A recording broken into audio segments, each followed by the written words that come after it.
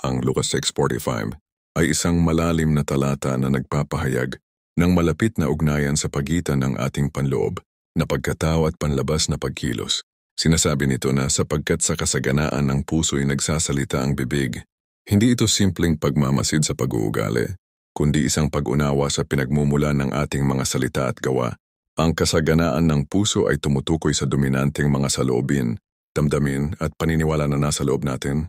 Kung ang ating puso ay puno ng kabutihan, pag-ibig, awa, pagpapatawad, at katotohanan, ang ating mga salita at kilos ay natural na magiging mabuti rin, magiging mapagbigay tayo, mahabagin at matapat.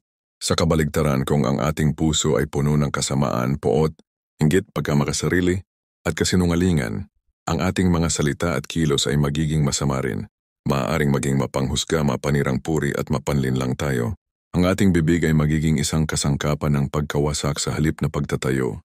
Kaya naman, ang talatang ito ay isang panawagan sa atin na linangin ang ating panloob na pagkatao.